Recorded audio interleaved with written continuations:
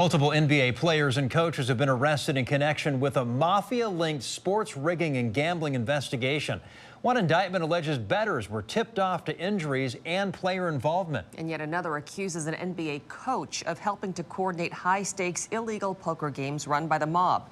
KOMO senior reporter Chris Daniels explains why Washington state regulators are paying attention. Portland's head basketball coach has been benched as part of a sprawling mafia-linked rigging and gambling case.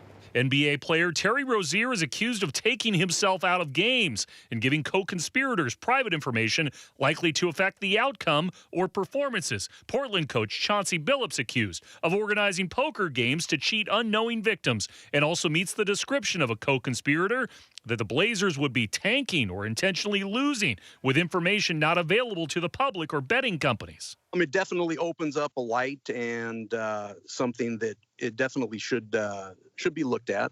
A special agent with the Washington State Gambling Commission who requested anonymity says he's constantly looking for these kind of abnormalities.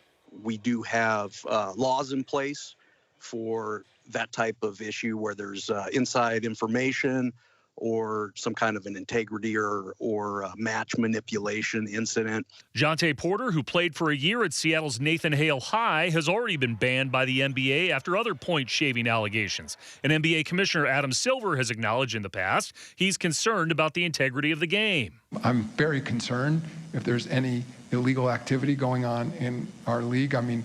But I'd say similar to the way a public financial market works, the fact that there might be insider trading doesn't mean you're necessarily going to shut down those public markets. But I do think the push for federal regulation after this is going to be very interesting. Jonathan Von Tobel is a senior NBA analyst for VSiN, the sports betting network. I actually think this is a pretty good point of evidence that the system does work. Algorithms behind the scene that are monitoring every single one of these numbers. But he says it will likely lead to changes in a fast-growing, multi-billion-dollar business. Maybe not the props, but forcing bettors to only choose on whether or not you want to bet the over, because obviously overs are much harder to fix from an outcome standpoint.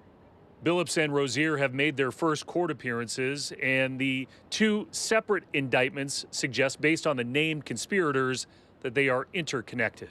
That's the story for now. Here in Seattle, I'm Chris Daniels, KOMO News. The NBA has also suspended the alleged co-conspirators. In Washington, bettors are not allowed to bet on local teams or using their phone to do it while in a stadium.